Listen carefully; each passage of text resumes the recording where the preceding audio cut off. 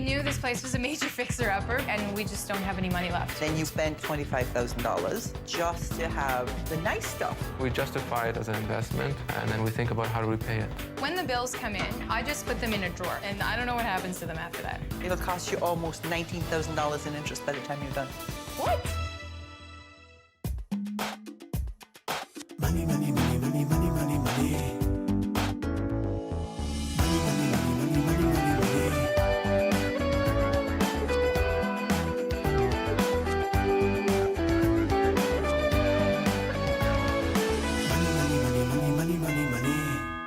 I'm Leona, I'm 30 years old, and I'm a publicity specialist. My name is Mohammed, I'm 31, and I'm an engineer. I've been married to Mohammed for 2 years. He's probably the most romantic man I've ever met. We knew we were gonna marry each other, like, instantly. He loves buying me things. He's like a dream guy. Well, you want to keep your wife happy, right? Happy wife, happy home.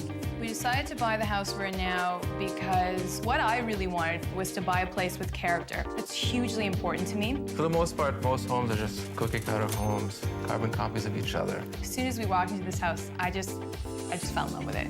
It's 3,200 square feet. It's big, it's beautiful, there's lots of space. There's a huge, lovely backyard. We're backing right onto a river. There's pathways. It was just my dream house. A lot of renovations got into the house. I think the renovations were close to $45,000 so far.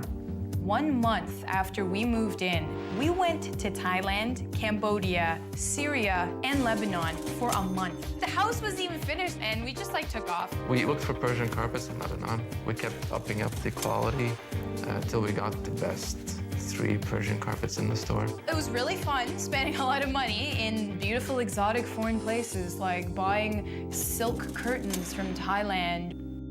I'm not comfortable with the debt that we do have. I'd like to pay it down in a more aggressive pace. We have a lot of things that we have to fix right away, and we just don't have any money left to fix them. I know it's not a good scene. I know that we have a lot of debt, and I kind of, don't want to know. If Leona looks at the budget, the risk is an emotional overreaction. I think the budget for the house should be done by one person. Mohammed's very worried about the debt. It plagues his life. The quick way out of this is to sell it for the value, take that money, pay off all the debt. To just sell it, I think it would rip something out of us that you couldn't just repair. To sell the house, I think, would be very devastating for not just Leona, but for myself as well. We decided to postpone having kids until we felt we were financially stable. If we want to take that next step, then things have to change. This month, I'll help this couple protect their #1 asset, their home. I've been solving money problems for over 20 years, tackling everything from high finance to low income. I help people understand money and debt and how to balance it all while keeping a roof over their heads.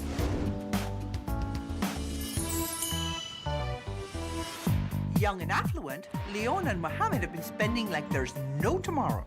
They've furnished their dream house, while Leona's turned a blind eye to the bills. But there are cracks in their walls and cracks in their finances. They're about to discover that their debt has a very real cost. Time to start paying.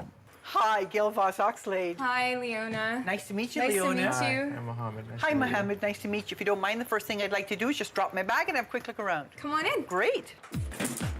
Wow. This is beautiful. And these curtains are all the curtains you got in Thailand? Yes. So they're all raw silk. They're all raw silk. And I know the carpets are handmade, Yes. Persian, That's right. run you about $12,000. Approximately. Yes. Yep.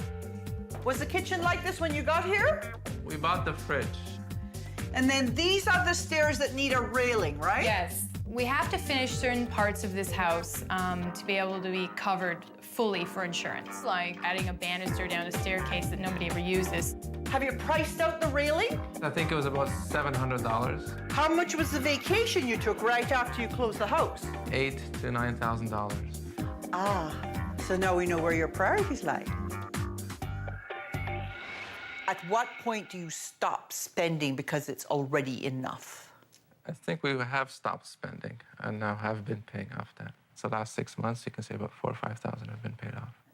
At that rate, it will take you 10 years to get rid of all of your debt? That's outrageous. I almost can't believe that that's correct, but hey, what do I know? I got my head in the sand, right?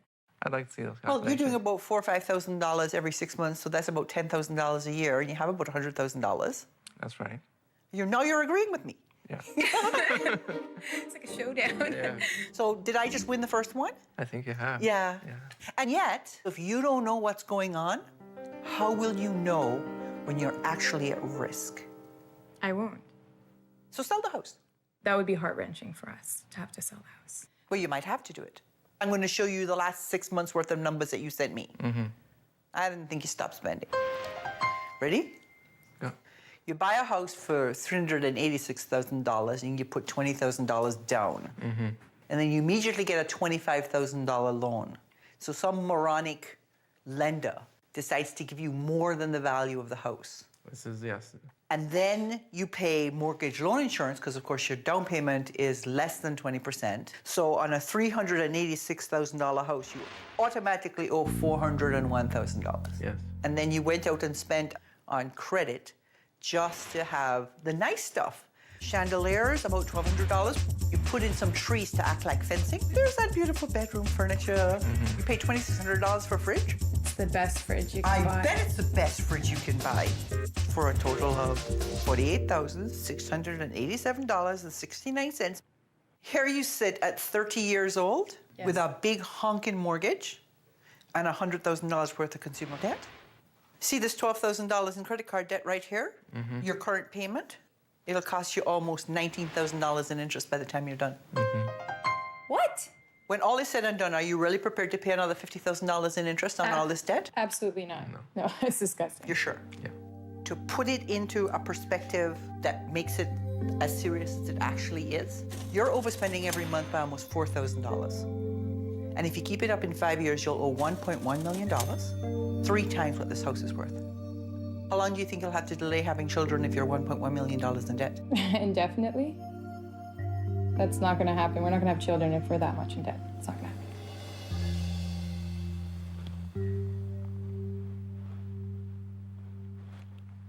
I need from you a commitment that you will do whatever I say over the next few weeks so that I can show you a way out of this. Do I have your commitment? You do. I'm on board. 100%. Yeah. Mohammed. Full commitment. So what I'm going to do over the next few weeks, I'm going to give you a series of challenges to do. You do the challenges to my satisfaction, I'll give you up to $5,000 to help you take care of this problem. But if you don't do the challenges, you don't get the money. If you don't have the right attitude, you don't get the money. Understood. Okay. We're going to put the things you want in the context of what you can afford. We're going to figure out what else needs to be done to this house and put it on a plan. And we're going to get you making a debt repayment plan together so you both know exactly where you stand in this whole process.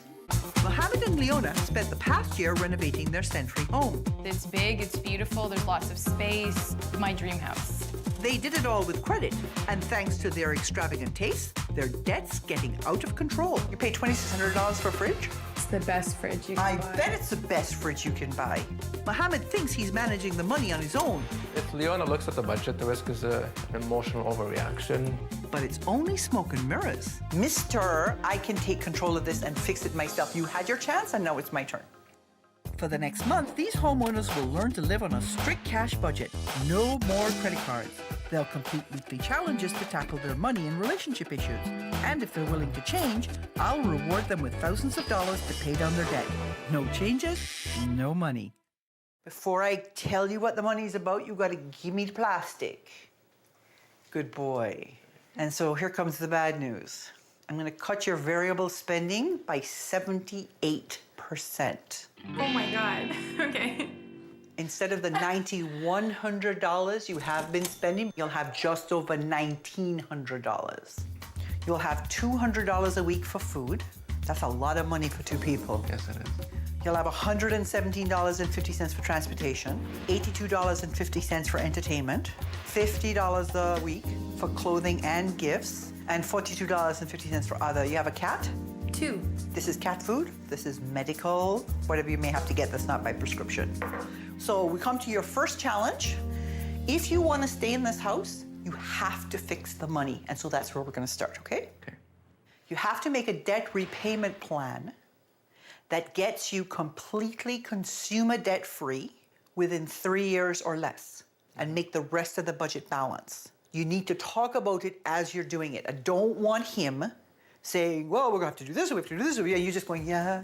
If you think it's more important to do one thing and he thinks it's more important to do another, you fight it out. 950 is what we make per month. Yeah. I've supplied them with mini Persian carpets to use as currency. Coming up with $3,000 a month to retire their debt shouldn't be too much of a squeeze for Mohammed and Leona. So let's just look at the current bills. But I thought if we do like the most important pieces per month first, Okay. like living expenses. But what's proving uncomfortable for Mohammed is giving up control over their life spending. Entertainment, I mean restaurants and She gives us like $200 a month. I still like going out, but we can go to like, I would say keep it at 200 a month. no, let's cut it down to 150. We can't just keep living the same lifestyle, right? You know this big blank I left here, the travel blank? I want to have like maybe a little bit. No. The toughest sacrifice by far, not traveling for the next couple of years. Emergency fund. Remember I talked to you about this the other night and you're like, oh, we don't need an emergency fund. I'm not going to spend money on savings if my interest rate on loans is that much higher. No. Yeah, I'm gonna put it. You're double budgeting. No, well, I'm gonna put it down there, emergency fund. I don't like living life like that. I like to have a little bit of a backup. Let's put like $100. That's pretty lame. So you lose 10% and you make 2-3%. Mohammed, I want to put something into an emergency fund, okay?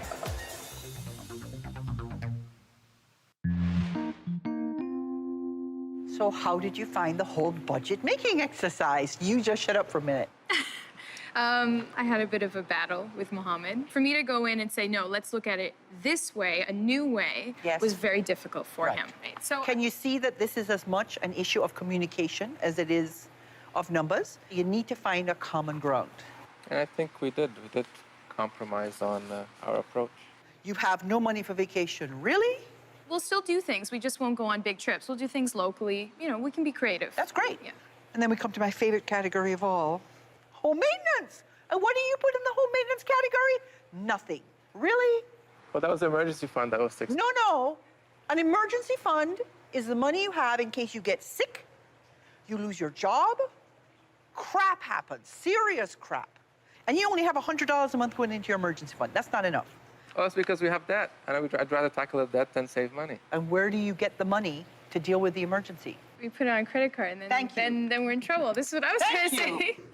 Now that Mohammed understands what an emergency fund is for, it's time to talk about that missing category in their budget, home maintenance. A reasonable amount to set aside for home maintenance is about 3% of the value of the home each year. For Mohammed and Leona, that works out to about $600 a month. You're going to be working in the garden this week. You know that $600 that's going to go into home maintenance? Yeah. That's what you have to spend on this challenge. I'm going to send you someone to help tour you around. I want you to go and look at the various aspects of gardens that you think you might want to integrate into your garden. Okay. Make a plan for what the backyard's going to eventually look like. And then comes the sweat equity, because I want you to implement one aspect of the new garden. If you want to stay in this house, you have to fix the money. When it came to Mohammed and Leona's dream house, money was no object, except that it was all on credit. We justify it as an investment, and then we think about how to repay it. Mohammed was in charge, and Leona blissfully unaware. When the bills come in, I just put them in a drawer, and I don't know what happens to them after that. I've got them talking about the money and sharing responsibility for the budget. I don't like living life like that. I like to have a little bit of a backup. Their next challenge involves some long-term planning, as opposed to your way, which is just, let's just do it all and put it on credit. If they can accomplish all of my challenges, I'll give them up to $5,000 to pay down their debt. This week, they need to create a long-term plan for landscaping their yard and finish one element of it, spending no more than $600. So this is what I envision for our place. I've sent professional landscape designer Dave to act as a consultant. So Mohammed has created some elaborate plans for the backyard. So you want to actually add an addition on here, like a solarium? Yeah. Wow. So, and then we take steps into a fire pit. The steps continue and get to a raised gazebo area. Over that time, are you prepared to spend about $200,000 in this backyard? No. He had some grand ideas, but no concept of budget. To give them a much-needed reality check, they toured some of Dave's projects. Just to kind of give you an eye-opener about some of the costs involved, a stone patio, a custom carpentry work, a contained fire element, natural stepping stones through the lawn. The upper terraced area here gives a feeling of an outdoor living room experience. The next property included some of Mohammed's wish list items. Custom decking, stone pathways, a gazebo with hot tub. But it was the fire feature that got him going. This is awesome. Very interested. So I have a budget of $600. Really? Okay. Well, depending on... Most of their $600 budget has to go to material. With this fire pit, we're worried that we'll be way over budget. So what we've done is come up with some creative ideas to bring down the cost. Mohammed sourced some stone from a construction site. Normally we'd pay around $800 to maybe even $1,100 for that amount of stone, and we got it for gas money. I did have a grand vision of things, and I think we need to change it up a little bit. So what we're trying to do is build little by little bit by doing it ourselves and being more resourceful. So you people have worked really hard this week. You carried some rocks. Lots of rocks. Tons of rocks. About 100 rocks or so, yeah. So what do you figure you ended up saving through the sweat equity? At least 1,000? Okay. Yeah. You have some things still to be done on this house. For insurance purposes, The insurance company wants to remortar the exterior of the house. you've also had a little bit of trouble in terms of how you manage trades. I'm not really sure what's going on. I'm at home most of the time when they come to visit, so it's not Mohammed there dealing with them, it's me. You're going to price out fixing the cracks in the wall. I'm going to send you someone to help coach you through the process of how you manage trades. You will understand what role you have to take in it, and you will learn how to throw your weight around. Mohammed and Leona were having a great time fixing up their dream home. Silk curtains from Thailand, handmade Persian rugs from Beirut. But while they focused on the sexy stuff, they let some of the must-do items slide. Spending $12,000 on carpets when you haven't bothered to fix the walls outside is a total travesty. Their final challenge is to get a quote for fixing cracks in the exterior walls required by the insurance company. Should anything happen, like a chunk falls out from this old house, I mean, it's an old house, things like that happen, we won't be covered. Like many homeowners, Leona's intimidated by contractors. I hate negotiating with tradesmen. They've jacked their prices up as soon as they see me, and I don't know what to do. Leona meets with contractor Betty Lau to get her top tips on dealing with trades. It's tough being a woman dealing with the trades. You feel intimidated that they come into your home and they will tell you what you can and cannot do. They'll often ask me, oh, well, just casually, what does your husband do?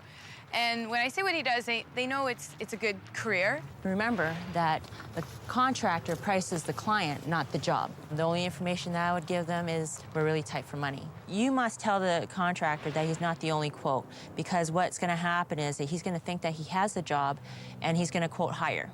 Asking for referrals, asking for pictures. When Leona meets her contractor today, she should have a list of all the questions, her guideline as to her expectations. Hi there, you must be Gino. Yes, I am. Hi, I'm Leona. Glad you could make it. Anything like you can see Like it any right cracks, here. yeah, any visible cracks. Once you get that little crack, Yeah. it's spiders everywhere. She was asking a lot of the right questions, like references, pictures, timelines. If you go over a deadline, you got to pay a certain cost. Write up a quote for me. Okay.